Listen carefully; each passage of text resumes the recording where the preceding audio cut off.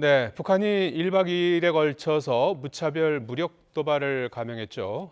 정치권은 9.19 군사합의 위반을 들어서 강력히 규탄하고 있습니다.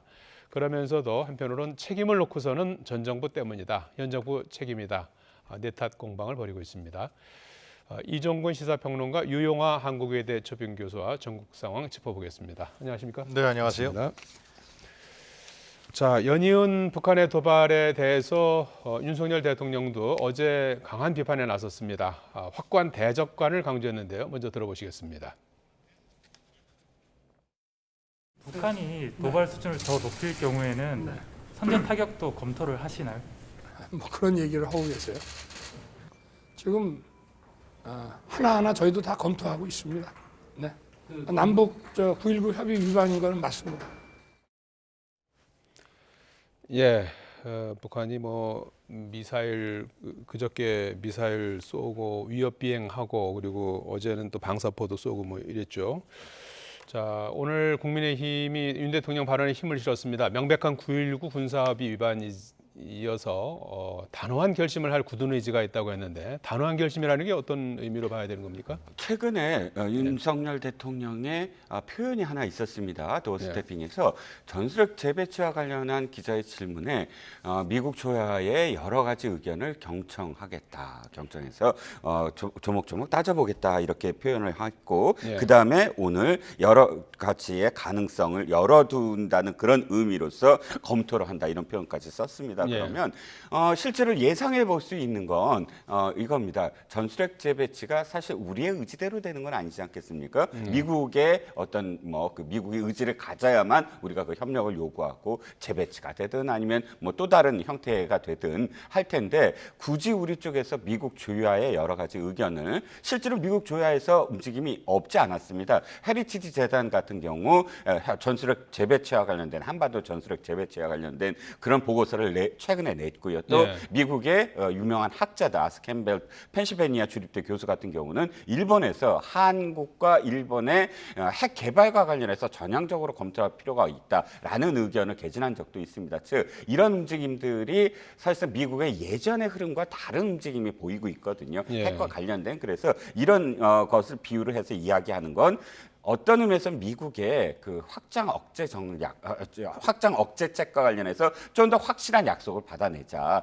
지금 이미 뉴욕에서 2+2 외교차관 국방차관의 회의가 있었습니다만, 지금 합의한 건 모든 형태의 그런 이 결정적인 도움을 주겠다, 이런 좀 두루뭉술했거든요. 그 모든 형태가 뭐냐, 좀 더 확실하게 약속해라라는 압력이 될 수도 있겠고, 그런 것들을 다 종합해서 가능성을 열어두겠다. 그건 대미 그런 메시지일 수도 있고 또 대북 메시지일 수도 있고, 현재 엄중한 어떤 시기에 있어서 가능성을 열어두는 것만으로도 메시지의 어떤 효과를 지금 보고 있는 게 아닌가 싶습니다. 9.19 군사합의를 파기한다든지 이런 거는 이제 현재로서는 검토하고 있는 게 아니죠. 일단 그렇게 이야기는 할 수 있지만, 미국의 소리를 비롯해서 미국의 그 스콧 스나이더 유명한 이 군사 전문가가 이야기하듯이 이겁니다. 이미 효력이 다 했는데 그것을 북한이 이미 2018년도부터 엄청나게 많은 수로서 지금 파기를 했는데, 유명무실해진 협약을 우리가 먼저 굳이 파기하겠다고 이야기해서 실익이 있겠느냐. 즉 어차피 지금 효력이 없다. 그러므로 도리어 그것을 열어두는 것이 나중에 북한이 만에 하나라도 회담에 돌아왔을 때 여지를 두는 것이다. 이건 지금 윤석열 대통령이 결코 그것을 먼저 그러니까 파기하겠다라고 이야기하지 않을 것이다라는 의견을 보이고 있습니다. 자, 이런 가운데 그 북한의 도발에 대해서 여야가 이제 한 목소리를 내는데, 이제 여기에 대한 어떤 책임론이라고 그럴까요? 이런 부분에 대해서 국민의힘은 이렇게 된 게 문재인 정부 탓이라고 하고, 민주당은 윤석열 정부의 그 대응이 좀 아쉽다, 이제 이런 지적을 하고 있어요. 이런 부분에 대해서는 어떻게 평가하십니까? 그래서 윤석열 정부에서는 하여튼 뭐든지 잘못되면 다 문재인 정부라 그래갖고 또 문재인 정부 인사들 지금 또 대거 또 소환한다 그러고, 그런 정치적인 어떤 얘기라고 생각이 들고요. 전술핵 문제 같은 경우도 이거는 쉬운 문제가 결코 아니죠. 지금 북한의 핵 관련해서 예를 들면 균형이 맞아야 되는데, 한미 간의 군사 동맹이 워낙 철저하고 그리고 미국의 핵 전략 자산이 있기 때문에 사실상 균형이 맞춰져 있는 거고요. 만약에 전술핵을 한반도에 그 노태우 정부 때 이제 그걸 다 주한미군에서 쫙 가지고 나가지 않았습니까? 예. 한반도 비핵화 선언을 한 것인데 노태우 김일성이가. 근데 만약에 전술핵을 재배치한다 그러면 어떤 일이 발생하냐면 우리나라가 NPT를 탈퇴해야 되는 것이고요. 그리고 일본과 대만에서의 전술핵 배치가 이루어집니다. 가능한 거죠. 특히 일본 같은 경우는 지금 원자력 발전소 봤을 때 우라늄 재생산 가공이 우리하고 상당히 다르기 때문에 예. 수출 능력이 있었기 때문에 한 몇 개월이면 그 핵무기를 만들 수도 있어요. 예. 실제로. 그렇기 때문에 이제 한반도가 어떻게 되냐면 남한, 북한, 일본, 대만 다 핵을 갖게 돼요. 중국과 러시아, 미국 해갖고 이제 한반도가 핵이 가장 첨예하게 긴장과 대립하는 장소로 변하는 겁니다.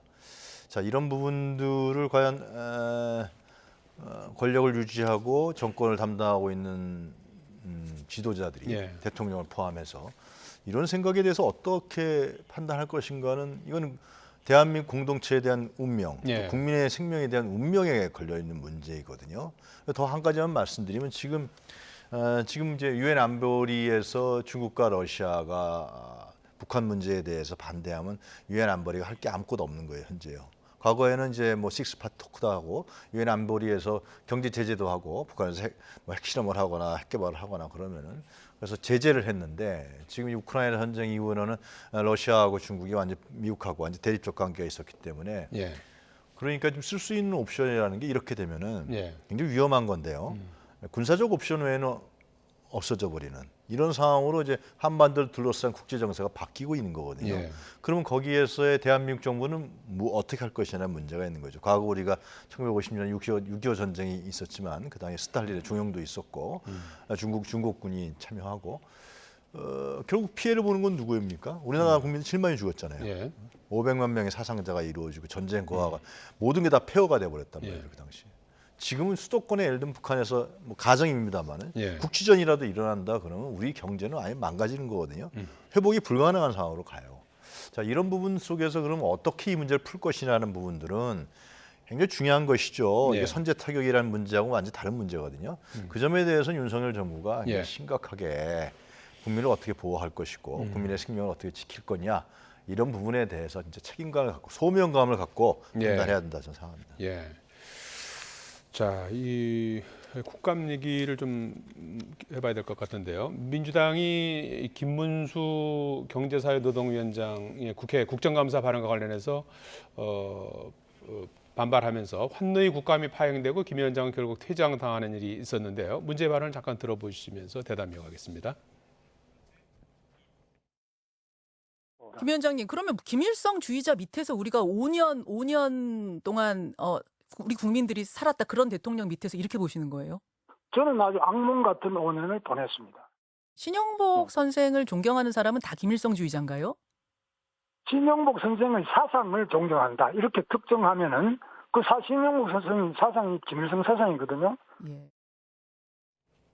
예, 바로 이제 이 발언인데요. 문재인 전 대통령이 신영복을 존경한다면 김일성주의자다는 발언.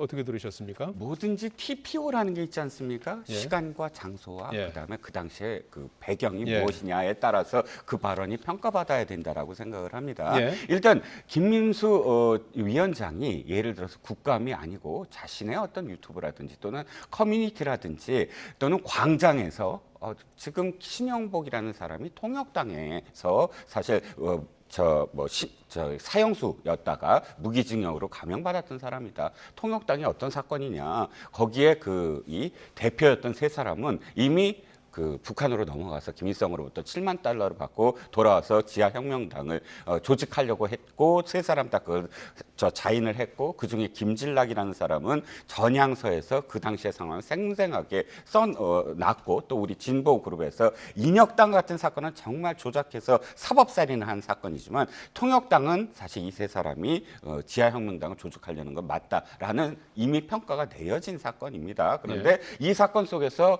연루가 이렇게 됐던 사람이다. 그러므로 이 신영복의 사상이 만약 전향하지 않았다면 그 사상은 김일성 추정하는 거다. 이런 이런 설명을 하면서 이야기하는 것이라면 그 사람의 소신에 대해서 저는 뭐 평가하고 싶지 않습니다. 그건 소신에 불과하니까. 하지만 경사노위위원장으로서 국정감사에서 지금 아무리 여당 의원이 당신이 이런 발언을 옛날에 이렇게 했죠라고 추궁을 하고 계속 물었을 때 거기에 사실 말을 내가 노란봉투법이라든지 이런 이 노동과 관련된 질문은 내가 대답을 하겠지만 내 과거 발언으로서 나를 평가하지 마라 라고 이야기하고 넘어갔으면 저는 상관이 없다고 생각합니다. 근데 집요하게 과거 발언을 너 대통령을 김일성 주의자라고 했지요 부터 해서 총살감이라고 했지요라는 발언들을 계속 그랬다는 사실을 다시 되묻는 것에 맞다라고 대답을 하면서 계속 하루 종일 그거 공방을 벌인다는 건 저는 경사노위 위원장이라는 자리에 대한 어떤 스스로의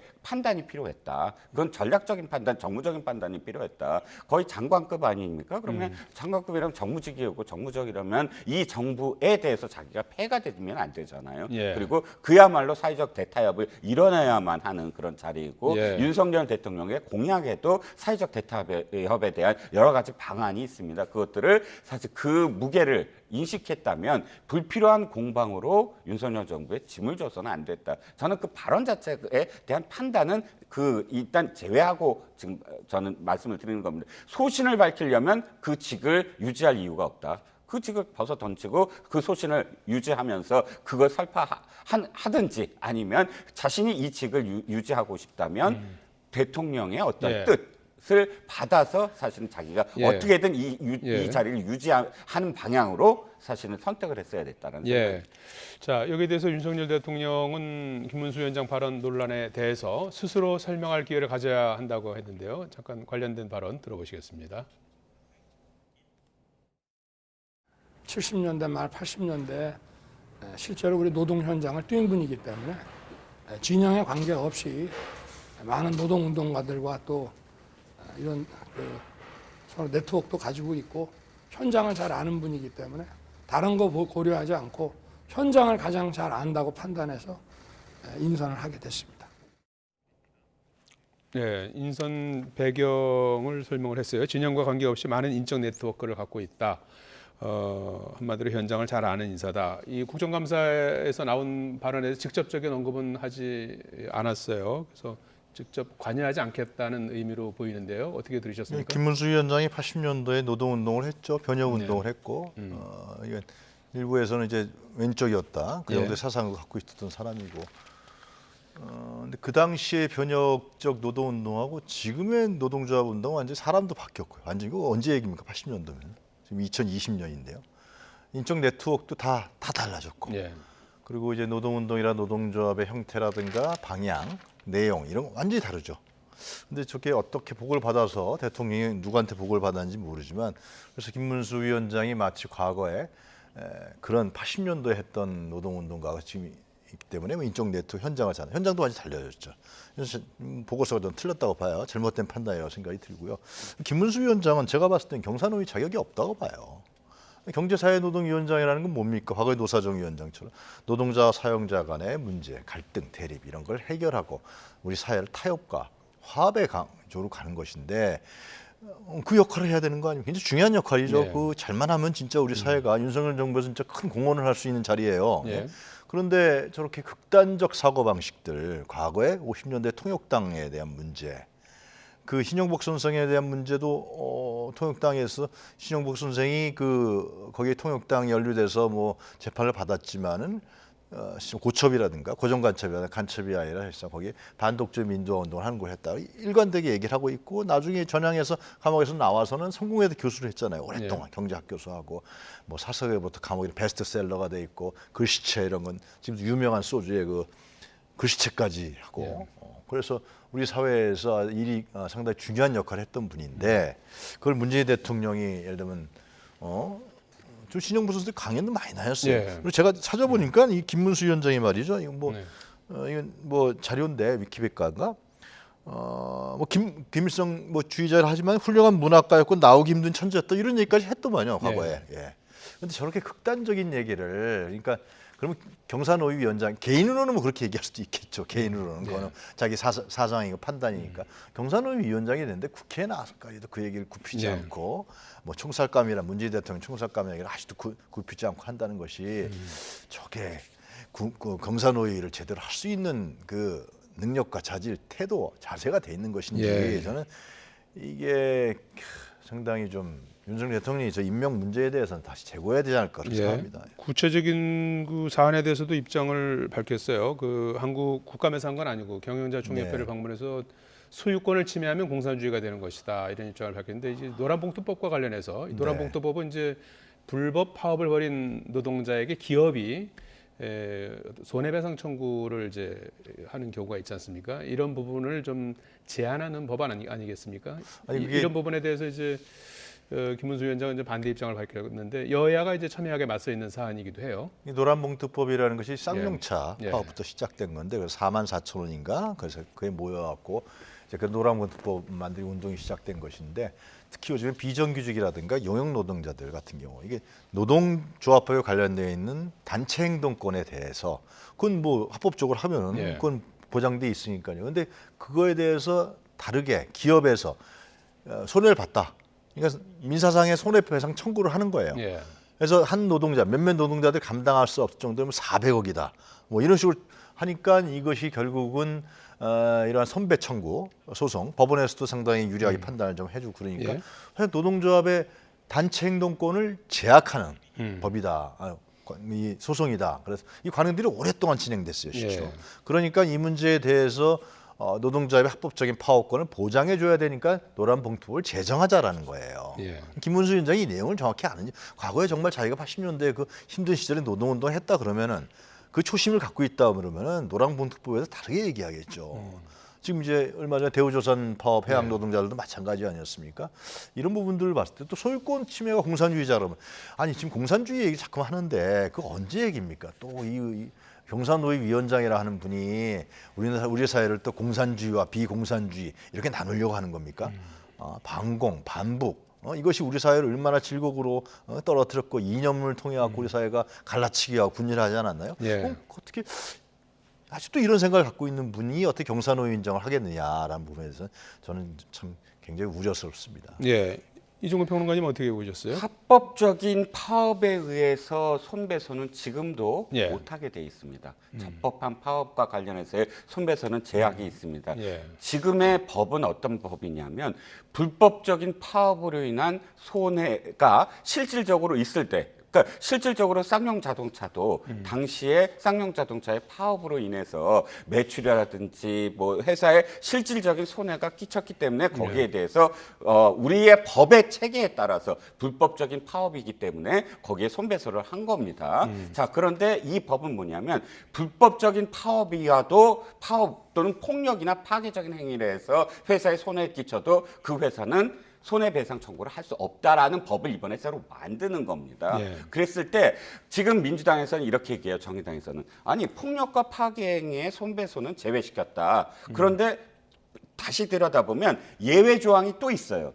노조 차원에서 계획된 폭력과 파괴행위라면 청구할 수 없다.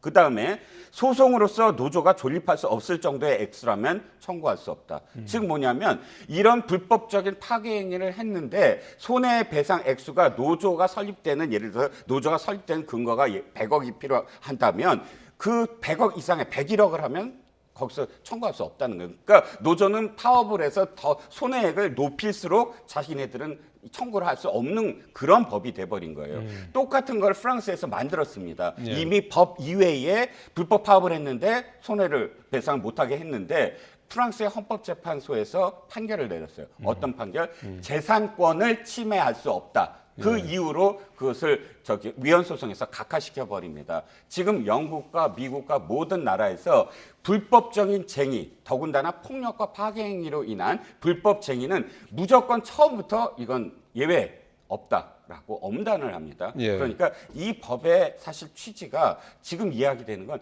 이거예요. 그러니까 이 재하청이라든지 이런 이 새롭게 비정규직 노동자들을 보호하고 싶다 한다면 기득권을 갖고 있는 기존 노조가 양보를 해야 됩니다. 이건 삼인주의를 얘기하는 스웨덴이라든지 노르웨이라든지 북구에서도 1930년대에 대타협을 이루고 여기까지 복지의 최상위권 나라가 된 가장 큰 이유가 사회적 타협을 이뤘거든요. 예. 1930년대 사회적 타협의 가장 기본적인 틀이 끊임없이 계속 임금만 오르는 기존 노조가한테 설득을 한 거예요. 자, 더 이상 올리지 말고 당신들의 어떤 이익을 나눠서 새로운 어떤 비정규 노동자들한테 나눠주자. 그리고 그만큼 경영권이 또 경영자들이 양보하자. 이런 타협을 이뤘기 때문에 가능한 거거든요. 예. 지금 우리의 문제가 불법적인 어떤 파업에 대해서도 쟁의권을 알겠습니다. 이걸 하는 것이 먼저냐 아니면 예, 예. 기존의 기득권 노조들이 예, 양보를 하는 것이 먼저냐 예, 라는 예. 논쟁이라는 겁니다. 불법적인 예, 예. 파업은 다 노동자들이 구속됩니다.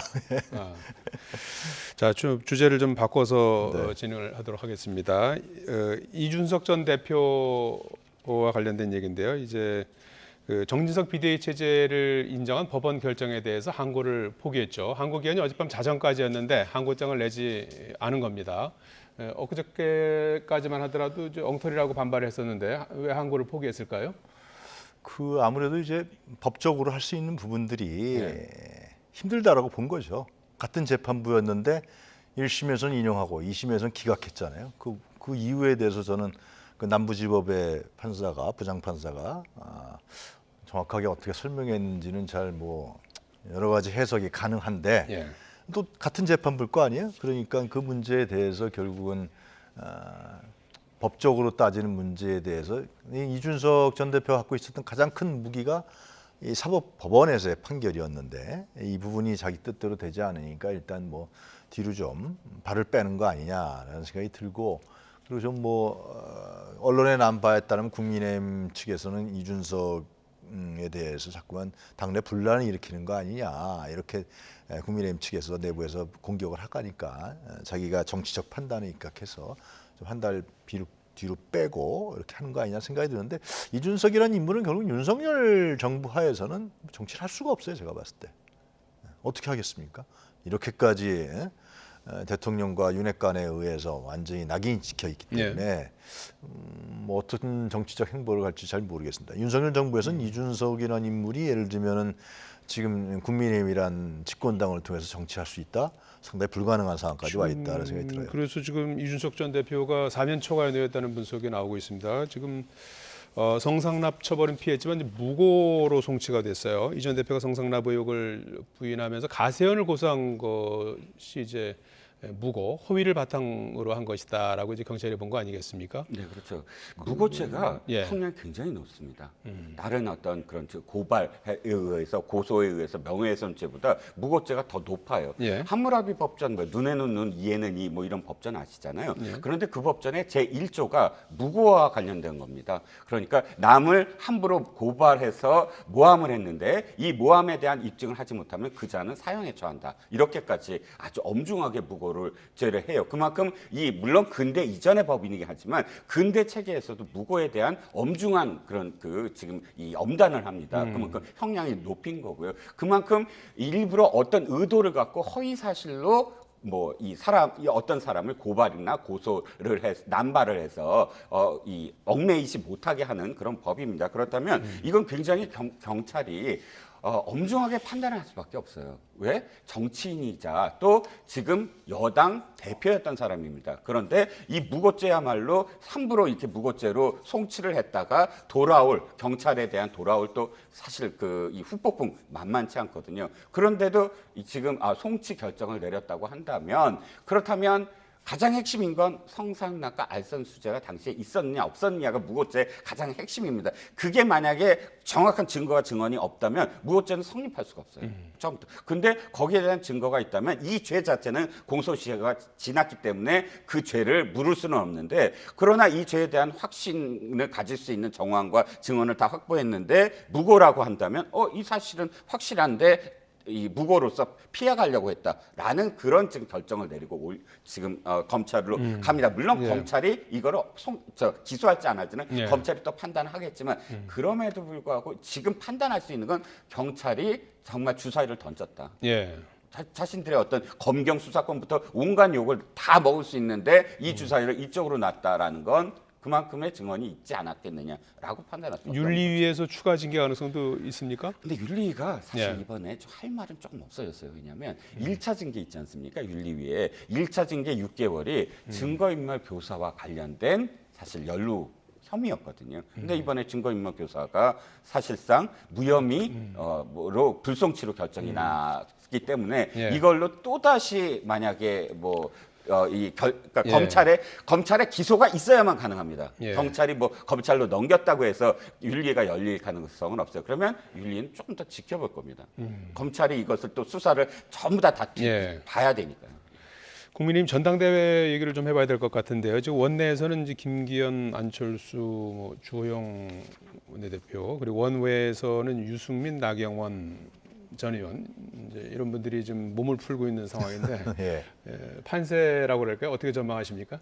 그러니까 여론조사상에서는 지금 유승민 전 의원이 가장 높지 않습니까? 압도적으로 높은 것 같아요. 예. 압도적으로 높은데 거기에는 이제 국민의힘 당원만 한 건 아니죠. 예. 국민 여론조사니까 뭐 민주당 지지하는 사람도 했고 중도층도 했을 테고 국민의힘 당원 중에서 TK 외에 다른 데서도 하고 했는데 그러니까 유승민 전 의원은 지금 현재의 윤석열 대통령에 대한 지지율 조사가 지난주에 갤럽이라든가 뭐 NBS 리얼미터 나온 거 보면 이제 대구 경북과 부산 경남에서도 사실상 윤석열 대통령에 대한 부정 지지율이 더 높아요. 실제로요. 긍정 지지율보다 특히 지난주 갤럽 조사에서 보면 예. 부산은 더 높고 뭐 다른 지역은 뭐 말할 필요가 없는 거고요. 그런 걸 봤을 때 유승민 전 의원은 내년 2월 전당대회 때 자기가 해볼 만하지 않겠느냐. 근데 최근에 이제 말을 보면은 유승민 전 의원의 말을 보면 윤석열 대통령에 대해서 강한 비난도 많이 했단 말이죠. 예.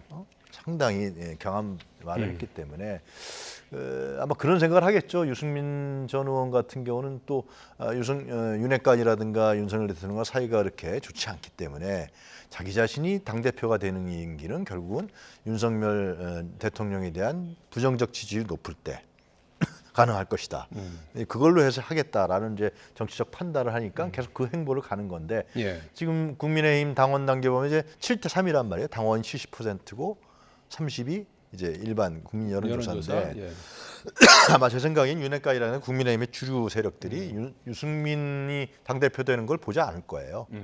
당원 단계 바꾼다 뭐 그런 얘기까지 나오잖아요. 실제로. 8대2로 바꾼다. 예, 절대로 예. 아마 대통령 이런 윤석열 대통령의 어떤 이런 리더십과 카리스마 하에서 집권 여당을 다른 비주류 세력에 넘겨준다. 그건 아마 안 할 겁니다. 예. 그때 유승민 전 의원이 어떻게 나올지 잘 모르겠어요. 예. 예. 자, 지금 유승민 전 의원은 윤석열 대통령의 그 이른바 발언 논란, 비속어 논란으로 전국 시끄러울 때부터 적극적인 공세를 펴면서 이제 대립각을 세우고 있는데 이런 전략이 어떤 승산에 도움이 될까요?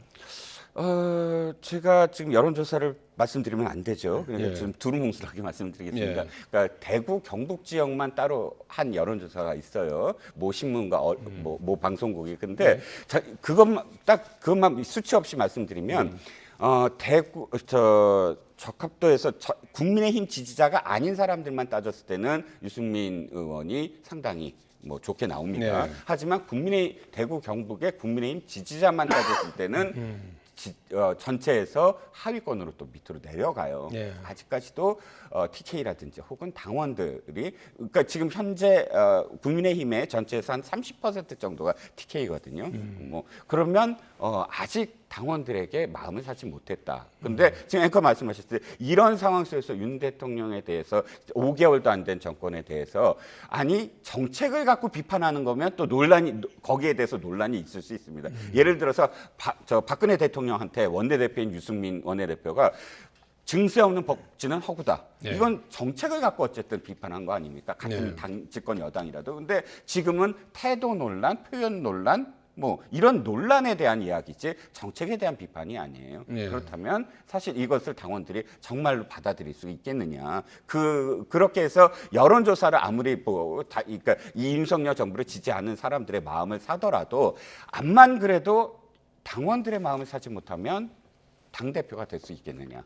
이거는 유승민 유승민 전 원내대표 등 유승민 의원이 예. 정말 고민해 보아야 될 전략이라고 생각을 합니다. 예, 유 전 의원 같은 경우에는 이제 두 가지 뭐 리스크라고 할 수 있을까요? 이제 뭐 배신자 프레임이 있고요. 박근혜 전 대통령 탄핵에 이제 가담했다는 배신자 프레임. 그다음에 이준석 전 대표하고도 이제 뭐 한 세트로 이렇게 이제 보는 경향이 있는데 이 두 가지 리스크가 뭐 도움이 될까요? 아니면은 어떻게 보십니까? 후자부터 말씀을 드리면 그게 도리어 도움이 돼야 되거든요. 예. 그러니까 이준석 대표하고의 인연은 있어요. 예. 그리고 이준석 대표가 저렇게 곤란한 지경이 있을 때 유승민 의원이 계속 도와줬습니다. 예. 뭐 포격 쏴줬고요, 지원 사격을 해줬고요. 하지만 이준석 대표로 상징되는 세력들이 있잖아요. 이를테면 20대 남성, 그 20대 남성의 그런 그 이준석 대표를 지지하는 그런 층들이